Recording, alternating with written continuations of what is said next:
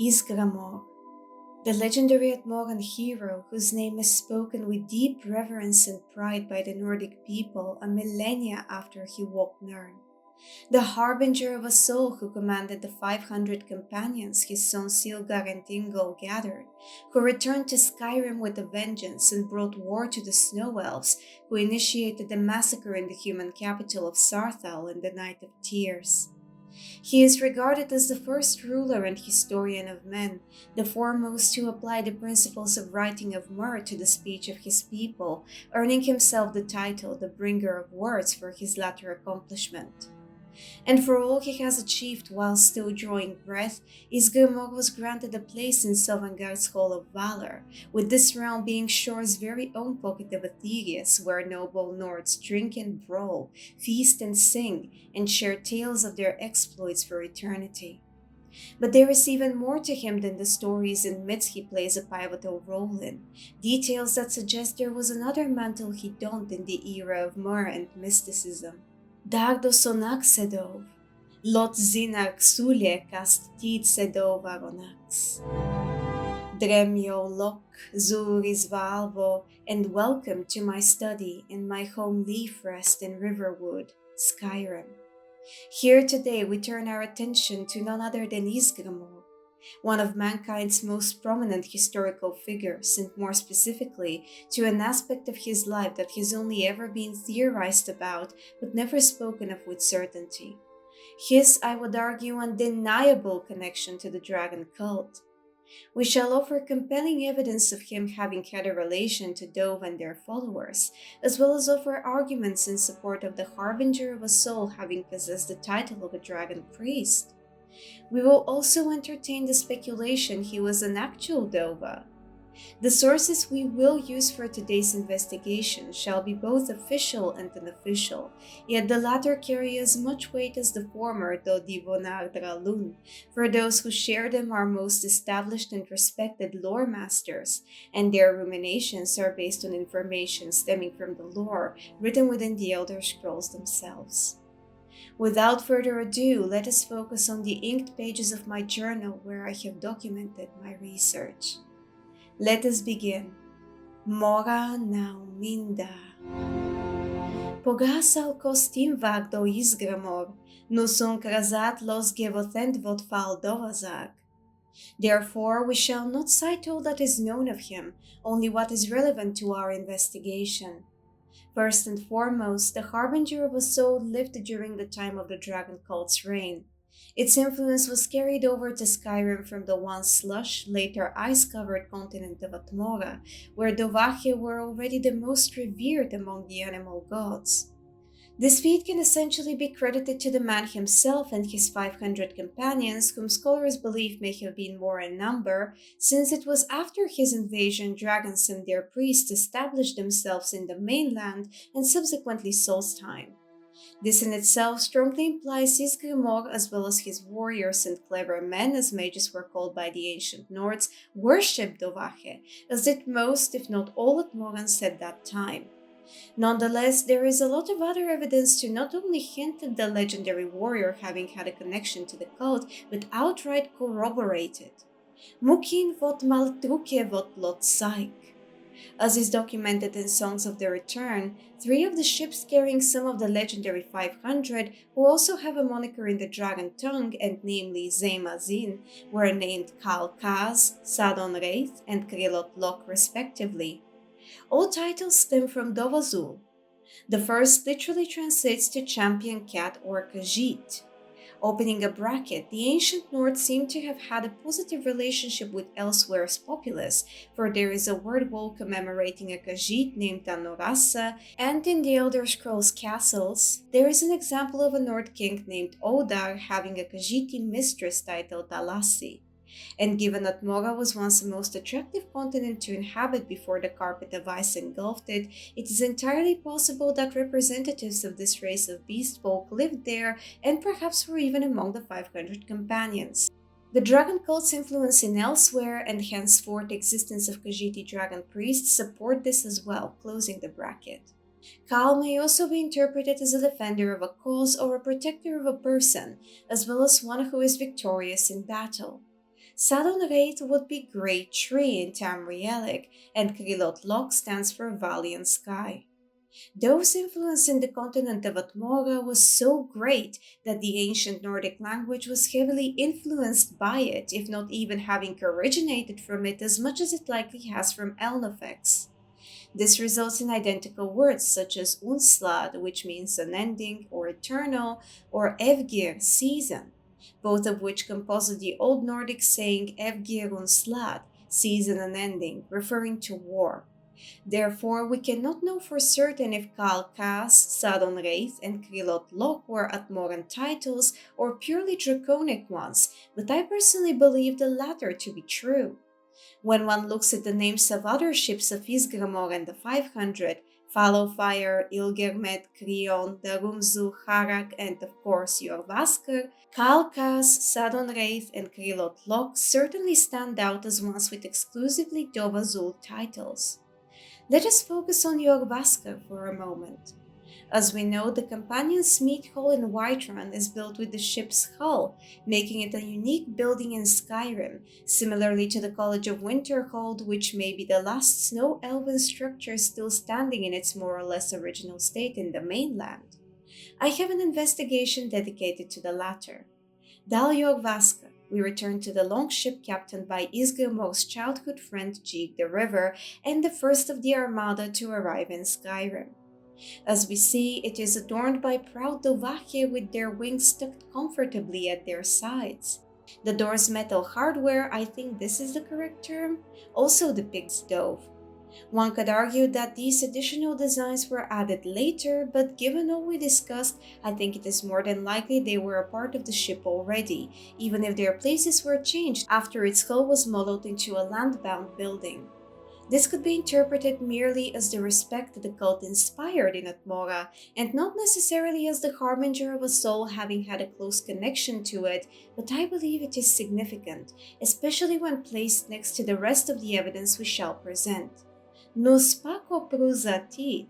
While on the topic of the Atmoran armada that invaded Skyrim, I also wish to share that many braan bovitaan fellow adventurers believe that Ysgramor and his companions were as successful in vanquishing the ancient Falmer as they were due to aid from dragons and their priests. This does make quite a lot of sense, for the snow elves of old were a most arcanely inclined and developed race. It comes as a surprise that they fell so easily. Nonetheless, as most thought of the Merethic era, we have no concrete evidence to support this claim. Since we mentioned the Harak, the ship Ysgramor's son Yngol captained, let us move on to the next piece of the puzzle. Yngol AHRK ve sundrei lachne undun ko kassegafe. According to Yngol and the Sea Ghosts, written by an unknown author, the tomb Ysgramor built in his child's honor after wrestling the Sea Ghosts to release his son and slaying dozens upon dozens of beasts in grief and rage after they returned him dead, is located in Sarek Head, the very rock, or rather what's left of it, where the College of Winterhold stands and where Atmoran ships would arrive from the northernmost continent. Nonetheless, as we uncover ourselves during our travels, Yngol Barrow is located near Windhelm instead. In spite of its small size, this Atmoran temple is one of the most intricately crafted ones we come across during our stories as Dovahkiin. From the one-of-a-kind moats that jump around us and seem to excitedly lead us to treasures, and especially Yngol's helm, which I cover in my investigation on wisp mothers, wisps, and will-o-wisps, to the beautiful union between ice and ancient Nordic architecture, this barrow makes quite the impression on scholars and adventurers alike. But the reason I have brought us here is a mural, the only one found in the whole tomb and unique to all others in size and focus in the entirety of Kaezal, Skyrim. Ketsegol zorox do dobrache, an dovra zumin do ALDUIN, ak nonvu dova sonak. I remind that this is the only stone art we can find in the entire temple. No hall of stories leads to the dragon-clawed door, only bare darkened walls, and no depictions of other Atmoran deities are to be observed anywhere else. And I fully believe it was not randomly put there by a developer without additional thought. As stated before, the size of the mural and the special focus on the dragon totem and priest make it entirely unique in all of Skyrim. Even Bromjunar, the capital city during the dragon cult's rule, and Skuldafn, the most sacred of dragon shrines built in the name of ALDUIN himself, do not have a stone art dedicated to the dragon gods of this size and focus. Furthermore, its placement is quite telling. Valdova Sonak, the one who rules in the name of the Dobrache, stands tall and proud behind the throne, all but enveloping it in his arms. The first time I laid eyes on this mise-en-scène, I did a double take. Not only does it prove how much Ysgramor and more than likely Yngol revere Dovak Nistsonakke, but it also strengthens the probability of the Harbinger and his son having been very closely connected to the dragon cult. This makes me believe Yngol was or wished to become a part of the priesthood, but his path was cut short by tragedy. We shall return to this exciting find in due time. Another detail that proves Ysgramor had a connection to the dragon gods and their followers is his choice of adornments on his armor, and more specifically, his helm and shoulder cape. As we clearly see on the statue in his tomb, the helmet has two roaring dragons emerging from both its sides. I would not wish to be headbutted by one wearing it, that is for certain. Much like the unique mural in Yngol's burial place, the Bringer of Words could have chosen another animal god to be carved into his armor, one that would appear both elegant and fearsome. 2 hawks for KYNE or 2 wolves for Mara, for instance. But he chose to have Dovache Thumas Lokke. I believe this detail speaks for itself, just like the scaly design often characterizing dragon priest robes atop Ysgramor's shoulders. The shoulder pads and boots also bear a resemblance to those ATMORAN dragon priests would wear in the unforgiving cult of the Elder Wood, as ATMORA's name translates to in Tamrielic, which also tips the scales in favor of the man having been one himself. There is also a word wall in extremely close vicinity to the temple, which is considered a part of its exterior. And that is without mentioning his shield has a dragon's head masterfully Dwirakan, carved into its metal, for it is not confirmed what kind of metal it is, once more a unique and, in my opinion, stunning design. Vaza, true, the only murals we find in Ysgramor's burial place are 2 well-hidden ones of Mother Wolf or Mara, which likely has to do with the companion story, and a couple of Stun, the whale, related to Stendar and the Imperial Pantheon. Similarly to Yngol's tomb, no Hall of Stories can be seen here, but unlike the former, no dragon stone art adorns the interior. Nonetheless, considering the intricate Dova Shan Povache on his armor and shield, I believe we have presented most compelling evidence in support of our currently discussed speculation. Archet me zokmul giwadil tak skilan Ysgramori kevothent vot fal dovazak. Rokvis kot fal thum. Apparently, various sources, most of which admittedly I could not uncover, speak of this ability of his, with the most famous being in the 5 songs of King Povhard, and more specifically the 4th one titled Ash King, where it is written that he shouted some sense into the Nords after their fighting spirit was trampled on with SHOR's death beneath Red Mountain, getting them to stand and battle once more.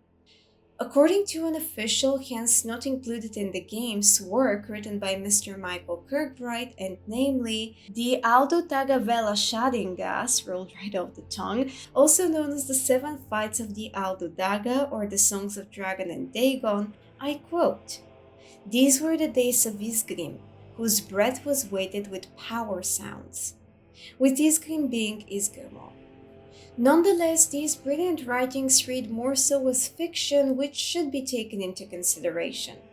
No matter, if Ysgramor could indeed shout, which I do find rather likely, then the Harbinger of a Soul either had an exceptional relationship with dragons and their priesthood, and was allowed to learn and utilize the power of the voice by them, or he was a part of said priesthood.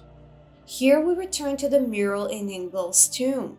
If we allow our imagination to soar, we may theorize that the stone art is meant to depict his father in his mantle of Andova Sonag, forever enveloping the empty throne that may have even been crafted as his symbolic seat in his child's quote-unquote kingdom, with the central one being taken by Yngol himself. Through this mural, Ysgramor's presence would forever linger close to his skin, a piece of him that will never truly be whole again, immortalized on the dark wall. Or, as suggested before, this had been the younger ATMORAN's vocation. He could have desired to join the priesthood, was already studying for the role, or had already assumed it at the time of his death. Yngol's spectral Draugr can wield the Thu'um, which is admittedly not unique to him, as all Draugr make use of the Storm Voice, as this powerful form of magic is also called. But no other Draugr we come across has a single, one-of-a-kind dragon and dragon priest mural of exceptional size and focus of depiction displayed in their tombs. Another small odd is Ysgramor's acquaintance with Azidal, the legendary dragon priest who returned to the city of Saarthal after having spent some time among Mer to learn more of the arcane, and uncovered his wife and child had been slaughtered during the Night of Tears. As is written in Azidal's Descent by Halon Greycloak, finally word reached him of Ysgramor and his companions, newly arrived from ATMORA. For 3 days and nights he rode north and met them as they made landfall on the icy coast near the ruins of Saarthal, which the elves had fortified against them. He offered the companions his service and all he had produced in his years of labor, and with ATMORAN's steel imbued with his enchantments, the elves fell before them, and at last he had his revenge. If we follow the timeline described in this written expression, it was afterwards Azidal became a dragon priest. What if we imagine it was Ysgramor's good standing with the cult that allowed Azidal to join its ranks seamlessly, aside from the latter's already deeply impressive Minda Ag Suliek, knowledge and power? Perhaps it was a way for the bringer of words to express gratitude for the man's aid in the war against the snow elves. Of course, this is merely me getting creative, but it would be an interesting expansion of our theory nonetheless. And speaking of dragon priests, Olmu wundun ko kaizal mu al grindfal bron anska ko lingra skuld gralle. She believes a scroll proving her lineage can be tracked back all the way to Ysgramor can be found within, and has come to secure and decipher it to confirm her and her family's relation to the legendary ATMORAN. And where is said scroll guarded? In the chamber behind the dragon priest Vokun. Yet another link to be found between the bringer of words and Dove. Virtually nothing is known of Vokun aside from his name, which translates to shadow. We can theorize he comes from Ysgramor's line himself. Of course, there is no proof that the scroll actually contains writing that can link Anska's bloodline to the Harbinger, nor is it confirmed it is truly connected to him, neither in-game nor in the game files, which means we may only speculate on its content. What is written in the book The Blood of Ysgramor by Valaris Arcanium, which speaks of the Harbinger's bloodline and mentions the mysterious scroll that allegedly confirms certain Nords are descended from him, does add weight to what we theorize but does not confirm it. Regardless, if it is indeed an object related to Ysgramor and his bloodline, its location definitely adds credibility to our currently discussed theory. One weakness to our speculation is the lack of respect for ALDUIN on Ysgramor's part as we meet and converse with him in Sovngarde. Much like Gormlate and Haken, he refers to the World Eater as Worm more than once, which diminishes his supposed reverence for the chief deity of the ATMORAN pantheon. Why does SHOR forbid us to face ALDUIN? I fear no worm, World Eater though he be. Oh, I long to fight that foul worm, but by SHOR's command, we curb our wrath. However, if we look at this from a different angle, this flaw to our theory may be refuted. The World Eater we meet in Sovngarde is not the same Twilight god that once reigned over so many ATMORANs through the cult created in his and his brethren's honor. According to Torhal Björk's work There Be Dragons, Fal Dovazak los non vulfa osostid, suran mig ko wuthreith. Ysgramor's reaction may be interpreted as both deep disappointment and disgust in what ALDUIN, the Dovra he worshipped so fiercely, has become. That is, if the World Eater was indeed in charge of the cult at the time. For some theorize it became tyrannical specifically after he got involved, which I look forward to researching in the future, but I do fully believe he was the head of the cult just as he was of the Pantheon back then. One may also assume that the dragon god or gods the Harbinger bowed to was or were not ALDUIN himself, although were considered deities after all, and priests did have a personal Dovra with whom they shared a special bond. That said, make of Ysgramor's discontent what you will. And here we reach two more unofficial sources shared by none other than Mr. Michael Kirkbride once again and Mr. Kurt Kuhlmann, archived from the Bethesda Game Forums and published in the Earthen Ear of 2012 on the 8th of First Seed. Here they discuss the matter of Ysgramor having been an actual dragon or a dragon priest as their respective Nern scholars, named Mary Isor the Elk and Hasvat Antabolis, with the latter also being an imperial drill master in the Fighters Guild and the book author we meet during our stories as Nerevarine in the Third Era. Mary says, Ysgramor was a dragon. Ysgramor. Let's tear this forest down. And Hasvat responds, an interesting theory, but as usual the credulous minds gravitate to the most outlandish theories.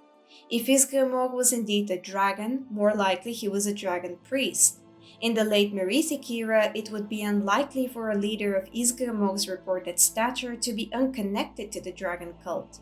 But connecting the Nord hero Ysgramor with the now reviled dragon cult is of course anathema to those who favor chauvinism over historical truth.